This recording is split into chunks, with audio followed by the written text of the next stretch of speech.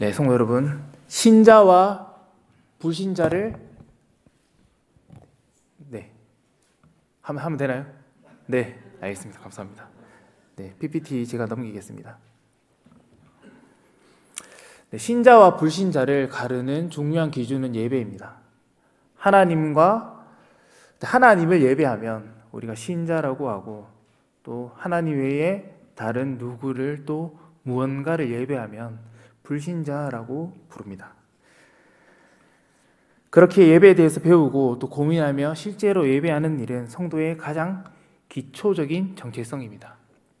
우리가 예배 시간에 배우는 웨스트민스터 소요리 문답 첫 질문은 이렇게 질문하고 대답합니다. 제가 문을 읽으면 여러분들이 답을 해주십시오. 사람의 첫째 되는 목적은 무엇입니까?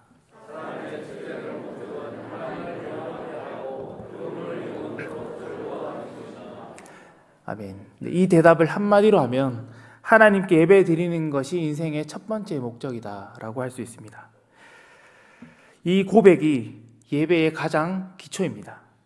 그러므로 우리가 예배 때 이 하는 고백들, 웨스트민스터 소요리 문답을 쭉 고백해 나갈 때 이 고백은 세상이 할 수 있는 고백이 아니죠. 이 고백은 오늘 우리가 죄인이라는 고백을 했습니다. 이 고백은 예배자만이 하나님을 고백하는 자만이 할 수 있는 고백입니다. 지금 나오는 화면은 우리 교단의 예배 모범, 예전 예식서에 나오는 예배 순서입니다. 예배를 어떻게 드리는 것이 좋다, 이것을 우리에게 알려주는 가이드라인입니다. 우리 교회 예배 순서와는 조금 차이가 있지만 오늘 우리가 드리는 예배의 가장 기초적인 내용이기 때문에 이 내용을 토대로 해서 말씀을 살펴보겠습니다. 시편 124편 8절 말씀은 우리의 도움은 천지를 지으신 여호와의 이름에 있다, 이렇게 고백하죠. 예배는 어떻게 시작합니까? 예배의 부름이라는 말로 시작합니다. 이 순서는 하나님의 이름을 우리가 부르며 하나님의 이름을 의지해서 나아가는 시간입니다. 우리는 하나님의 말씀을 따라서 하나님 앞에 나아갑니다. 예배는 보통 성경 말씀을 갖고 시작하죠. 죄인이 하나님 앞에 나아가는 일에 하나님의 말씀보다 더 안전한 길은 없기 때문입니다. 이때 제일 자주 쓰는 본문이 오늘 본문입니다. 그렇다면 왜 이 말씀으로 예배를 시작할까요? 천지를 창조하신 여호와의 도우심만으로 우리가 예배할 수 있기 때문입니다. 이 도우심으로 우리는 예배의 자리에 나아갑니다. 이 고백의 시간부터 하나님께서는 그 백성들을 공적으로 만나시고 또 교제하십니다. 교회가 우리 예배 속에 찾아오신 하나님의 임재를 공적으로 고백하는 시간입니다. 물론 이 성경 본문 외에도 다른 본문들을 사용할 수 있습니다. 중요한 것은 이 고백을 통해서 예배가 개회된다라는 사실입니다. 물론 하나님은 예배 전부터 우리에게 은혜와 평강을 주시기 위해 기다리고 계십니다. 예배가 개회하기 전 우리는 예배 자리에 나와 마음을 모아서 준비해야 합니다. 그 다음에 어떤 순서가 있습니까? 그 다음에 기원, 하나님의 인사라고 되어 있습니다. 하나님께서 우리를 향해서 인사하십니다. 하나님께서 예배에 나온 백성들을 향해서 인사하십니다. 고린도전서 1장 3절 말씀 함께 읽겠습니다. 시작. 하나님 우리 아버지와 은혜와 평강이 있기를 원하노라. 아멘. 이 인사는 앞에 나왔던 그 성경 구절과 잘 연결됩니다. 은혜와 평강, 우리의 도움 함께 나오죠. 그리고 여호와의 이름이 또 나옵니다. 반복해서 우리는 삼위 하나님의 이름으로 주어지는 은혜와 평강이라는 고백으로 예배를 시작합니다. 이 은혜와 평강이 없다면 우리는 하나님 앞에 나아갈 수 없습니다. 이 은혜와 평강은 예수 그리스도로부터 주어지는 모든 복입니다. 그리스도께서 베푸시는 모든 은덕들이 예배의 시작부터 우리에게 폭포수같이 쏟아집니다. 그래서 실제로 이 예배 시간에 예배 집례자는 하나님을 대신하여 하나님의 손을 들고 인사하기도 합니다. 인사하고 이렇게 이야기하죠. 하나님 아버지와 주 예수 그리스도로부터 은혜와 평강이 있기를 원하노라. 이렇게 목사님이 하나님을 대신해서 인사하면 백성들은 그 인사에 아멘으로 화답합니다. 그리고 그 고백에 감사하며 우리는 찬송합니다. 하나님의 영광을 올려드리는 찬송을 합니다. 그래서 이 예배는 하나님께서 우리에게 일방적으로 찾아오지도 않고 우리가 하나님 앞에 아무 이유 없이 그냥 나아가는 것도 아닌 하나님께서 내려오시고 우리가 하나님 앞에 나아가는 교제의 시간입니다. 이것이 성경이 말하는 교제입니다. 하나님의 백성의 교제 시간이 예배 시간입니다. 이 예배 시간은 결코 지루하거나 아무 의미 없는 순서들로 이루어져 있지 않습니다. 하나님께서 임재하시며 성령 안에서 참으로 아름다운 교제가 일어나는 복된 시간입니다. 우리 성동교회도 지금까지 살펴본 이 기초를 따라서 예배합니다. 조금씩 순서의 차이가 있지만 대동소이합니다. 이제 가운데 부분을 훌쩍 뛰어넘어서 마지막 폐회 부분을 보겠습니다. 강복선언이라고 되어 있습니다. 축도라고도 부르죠. 내릴 강, 복복. 이 순서에는 보통 고린도후서 13장 13절의 말씀으로 복을 선언받습니다. 제가 읽겠습니다. 주 예수 그리스도의 은혜와 하나님의 사랑과 성령의 교통하심이 너희 모리와 함께 있을지어다. 아멘. 우리는 예배를 마칠 때도 처음 시작할 때와 마찬가지로 아버지와 아들과 성령께서 베푸시는 은혜와 평강을 받습니다. 민수기 6장 24절에서 27절 말씀도 이제 강복선언 때 자주 사용하는 구약 본문입니다. 제가 읽겠습니다. 여호와는 내게 복을 주시고 너를 지키시기를 원하며 여호와는 그의 얼굴을 내게 비추사 은혜 베푸시기를 원하며 여호와는 그 얼굴을 내게로 향하여 드사 평강 주시기를 원하노라. 아멘. 두 본문을 비교해 보면 표현은 다릅니다. 표현은 다르지만 복과 은혜와 평강이 다 같다라는 사실을 우리는 알 수 있습니다. 성도 여러분, 예배를 시작할 때도 또 예배를 마칠 때도 우리는 삼위 하나님의 이름으로 은혜와 평강을 받습니다. 은혜와 평강이라는 복이 우리 예배를 감싸고 있습니다. 창조주 하나님께서 우리의 유일한 도움이십니다라는 고백으로 나아간 예배는 창조주 하나님께서 베푸시는 초월적인 은혜와 평강으로 마무리됩니다. 이 은혜와 평강은 세상이 결코 갖지 못하는 것입니다. 오직 이 예배의 자리에서만 이 하나님의 은혜와 평강이 우리에게 주어집니다. 강복선언.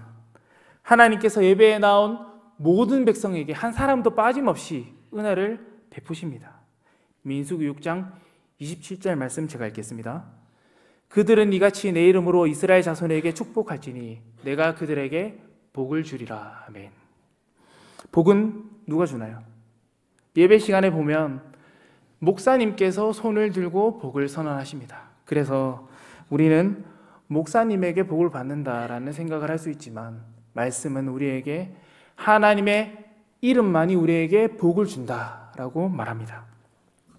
우리 하늘 아버지께서 친히 예배 드리는 예배자들에게 복을 주십니다. 예배는 언약 백성이 은혜를 받기 시작하는 첫 번째 창구입니다. 예배가 성도가 되는 기초 시간입니다. 그렇기에 교회는 주일 성수라는 말로 예배를 강조합니다. 예수님께서는 이 예배의 일을 제사장 나라인 교회에게 맡기셨습니다. 세상이 줄 수 없는 평안을 교회가 세상에게 나눠주라고 말씀하셨습니다. 특별히 이 선물은 직분자를 통해서 나누어 줍니다. 그래서 교회는 직분자를 세워서 예배를 진행하고 또 준비합니다. 그러므로 예배를 섬기며 봉사하는 자들을 제외하고는 모든 성도들이 예배 드리는 일에만 집중해야 합니다. 예배 봉사자들만 예배를 섬기기 위해 수고해야 하며 모든 성도들은 예배자로서 예배 드리는 일에 집중해야 합니다. 교회는 직분자들의 봉사를 통해서 하나님과 만날 수 있습니다. 예배를 섬기기 위해서 어쩔 수 없이 필요한 일들이 있습니다. 그러나 직분자들 또한 예배를 드리는 일에 긴급하고도 중요한 일이 아니다면 예배 드리는 일에만 집중해야 합니다. 섬긴다는 이유로 다른 사람들의 예배를 방해해서는 안 됩니다. 사랑하는 성도 여러분, 삼위 하나님께서 우리에게 예배를 통해 복을 주십니다. 예배는 삼위 하나님의 은혜와 평강으로 둘러싸여 있습니다. 세상 만사를 다 제쳐두더라도 우리는 예배하는 일에 집중하고 목숨을 걸어야 합니다. 이제 다른 예배 요소들인 다른 순서들을 통해서 은혜와 평강을 살펴보겠습니다. 예배의 두 번째 부분은 죄의 공적 고백과 사죄 선언입니다. 우리는 십계명을 통해서 우리의 비참함을 깨닫게 됩니다. 그리고 스스로 죄인이라고 예배 시간마다 고백합니다. 우리의 조용빛보다 붉은 죄를 그리스도께서 베풀어 주신 은혜로 그 보혈의 피로 말미암아 우리는 눈과 같이 희게 되었습니다. 그 죄 용서에 감사하며 우리는 하나님 앞에 찬송합니다. 이것이 두 번째 공예배 때 주어지는 은혜와 평강입니다. 소위의 문답 88문답, 제가 문을 읽으면 여러분들이 답을 읽어주십시오. 그리스도께서 우리에게 구속의 은덕을 전달하시는 외적이고 통상적인 방편은 무엇입니까?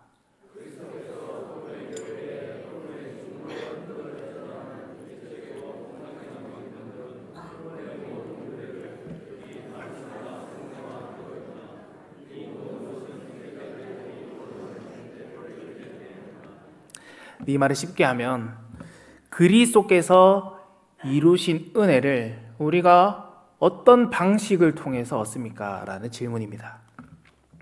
그리스도께서 그분의 교회에 그분의 중보의 은덕을 전달하는 외적이고 통상적인 방편들은 세 가지가 있습니다. 말씀과 성례와 기도입니다. 이 말씀과 성례와 기도 이 세 가지 방편이 구원을 받는데 효력이 있게 합니다. 그러면 여기서 통상적인 방편이라는 말이 무엇인지 우리가 잘 이해해야 합니다. 이 통상적이다라는 말은 특별한 경우를 제외하고 일반적으로라는 말입니다. 보통 그리스도의 구원의 은혜를 어떻게 받냐? 말씀과 성례와 기도를 통해서 받는다라고 우리는 고백합니다. 이 세 가지는 공예배의 중요한 요소들입니다. 그래서 이 세 가지 일을 직분자들이 성실하게 섬기죠. 공예배의 세 번째 부분은 말씀 선포 시간입니다. 그래서 우리가 예배 때 말씀을 듣죠. 네 번째 시간에는 성찬을 합니다. 그리고 세례식을 베풉니다. 예배 시간에 가장 긴 시간이 무엇일까요? 설교 시간이죠. 그래서 설교를 목사님이 길게 하시면 예배가 1시간 반이 될 때도 있고 짧게 하시면은 1시간이 되지만 설교를 보통 25분 이상 합니다. 저희는 설교를 통해서만 복음을 듣고 복음을 믿게 됩니다. 그 복음을 들음으로 복음이 주는 은혜와 평강을 발견합니다. 믿음은 들음에서 나고 들음은 그리스도의 말씀에서 나기 때문에 우리는 예배 시간마다 말씀을 듣고 은혜를 누립니다. 또한 공예배 시간에 행해지는 여러 번의 기도가 있습니다. 직분자들의 기도를 여러분들은 어떻게 듣고 또 고백하며 계십니까? 직분자들의 기도를 여러분들이 잘 듣고 귀 기울여 들으십시오. 그리고 그 기도의 내용에 함께 아멘으로 화답하십시오. 그것이 우리가 예배 때 드리는 기도에 함께 참여하는 방식입니다. 그 기도 속에 우리가 한 주간 붙들어야 하는 기도의 내용들이 포함되어 있습니다. 귀로 듣고 아멘했던 그 기도의 제목들을 세상으로 들고 나아가 개인적인 기도 시간에 기도하거나 또 가정의 예배 시간에 기도할 때 그 기도들이 이루어지는 경험을 우리는 하게 될 것입니다. 그 기도를 통해 말씀이 실제 내 삶에 역사하는 그 은혜를 여러분들이 체험하실 것입니다. 이것이 기도가 우리에게 주는 은혜입니다. 그리고 성례를 하죠. 성례를 통해서 우리는 은혜를 얻습니다. 성례는 세례와 성찬 두 가지 예식이 있습니다. 최근에 여러 번의 유아 세례식이 행해졌고 또 학습식이 진행되었습니다. 죄로 죽어야 했던 죄인들이 성도의 신분을 확증받는 시간이 세례 시간입니다. 교회는 새로운 성도들이 출산되는 일을 통해 새 가족이 생깁니다. 또 유아 세례인과 학습인이 장성해지면 함께 성찬에 참여하여 주님의 한 몸됨을 누리며 한 가족이 됩니다. 성찬과 세례는 받는 자만이 은혜를 받는 시간이 아닙니다. 참여하는 모든 자들이 그 성찬과 세례를 통해 은혜를 받을 수 있습니다. 이처럼 우리는 이 세 가지 은혜의 방편들, 말씀과 성례와 기도가 시행되는 예배를 통해 삼위 하나님의 은혜와 평강을 누리게 됩니다. 공예배의 6번째 부분을 보겠습니다. 이제 헌금 시간이죠. 나눔의 사역이라고 되어 있습니다. 헌금은 은혜를 받은 자가 자신이 받은 것을 다시 내어놓는 시간입니다. 헌금은 나누는 거죠. 그렇지만 고린도후서 8장을 보면 헌금을 하는 것이 은혜를 받는 것이라고 말합니다. 그래서 너희가 은혜를 받았다고 하면서 헌금을 내는 것에 대해서 바울이 설명해 줍니다. 고린도서 8장 1절과 3절 말씀에 나옵니다. 헌금은 은혜의 방편이 아닙니다. 헌금은 은혜의 방편을 통해서 은혜를 받은 자들이 은혜를 나누는 시간입니다. 그래서 예배에 은혜 다 받고 헌금을 드리는 시간이 있는 거죠. 은혜를 받았다면 자연스럽게 자신의 것을 내어놓을 수 있어야 됩니다. 성경은 내 것을 나누는 일이 은혜라고 말합니다.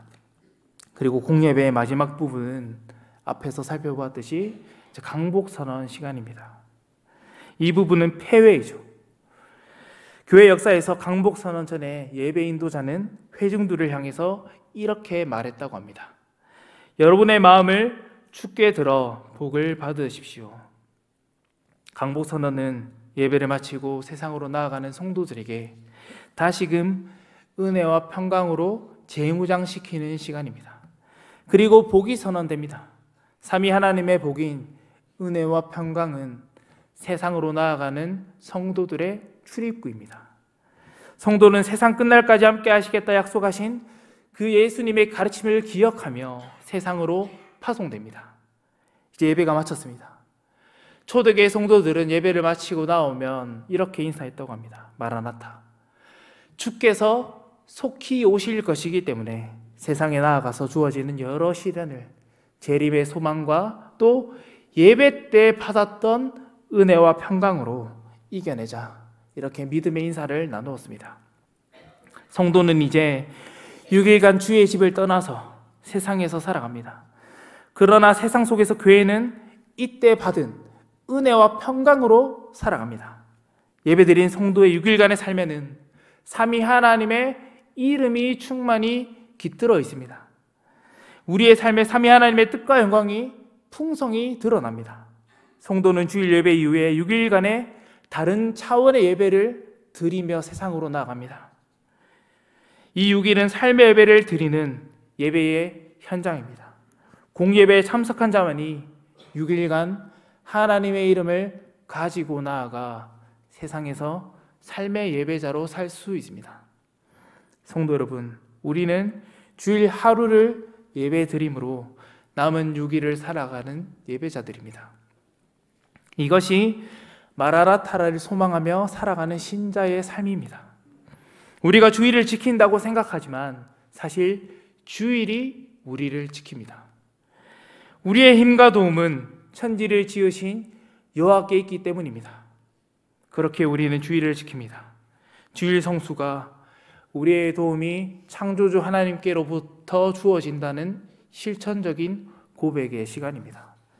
삼위 하나님의 은혜와 평강이 주어지는 시간은 예배 시간이며 공간은 주일 예배당입니다.